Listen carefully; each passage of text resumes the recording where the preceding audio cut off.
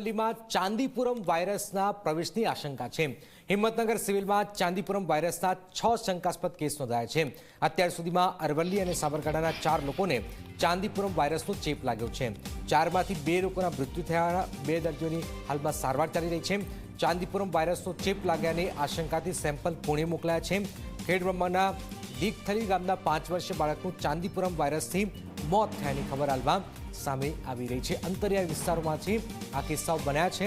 હિંમતનગર સિવિલમાં આ તમામ જે લોકોને હાલમાં સારવાર આપવામાં આવી રહી છે।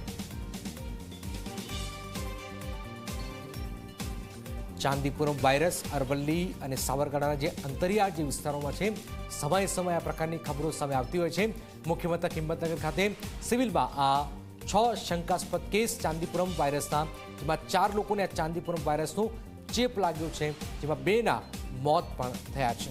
2 લોકોના મૃત્યુ થયા છે, 2 દર્દીઓની હાલમાં સારવાર ચાલી રહી છે। 27 જૂનથી હિંમતનગર સિવિલ હોસ્પિટલમાં કુલ 6 બાળકોને સારવાર માટે લાવેલા હતા। એ 6 બાળકો પૈકી 4 બાળકોના મૃત્યુ થયેલા છે અને 2 બાળકો સારવાર હેઠળ છે। આ બાળકોમાં લક્ષણો એવા જણાતા હતા કે 24 કલાકની અંદર તાવ આવવો, ઉલટી થવી, ખેંચ આવવો અને ઝાડા થવા એવા લક્ષણો જણાતા અમારા પીડિયાટ્રિશિયન ટીમને લાગ્યું કે કંઈક અચૂકતું છે, અલગ વસ્તુ છે, જેથી એ લોકોએ એના સેમ્પલ લઈ અને વધુ તપાસ માટે પૂનાની લેબોરેટરીમાં મોકલી આપેલા છે કે કયા પ્રકારનો વાયરસ છે એ જાણવા માટે। ચાંદીપુરમ વાયરસ હોઈ શકે કે જાપાનીઝ એન્કેફેલાઇટિસ હોઈ શકે, કોઈ પણ પ્રકારનો હોઈ શકે અને આપણા એરિયામાં ગઈ સાલ ચાંદીપુરમ વાયરસ એક વખત ડિટેક્ટ થયેલો છે એ જાણવા માટે અમારી ટીમે આ સેમ્પલ લઈને મોકલી આપેલા છે। હિંમતનગર તાલુકાનું છે, એ સાબરકાંઠા જિલ્લાનું 1 દર્દી છે અને 1 દર્દી રાજસ્થાનનું છે। 4 બાળકો મૃત્યુ પામેલા છે।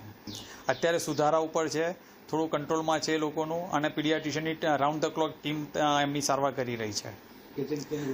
મોસ્કીટો બાઇટ છે, સેન્ડ ફ્લાય બાઇટ છે, એ રીતના થઈ શકે અને એ ચેપી રોગોમાંથી ફેલાઈ શકે છે।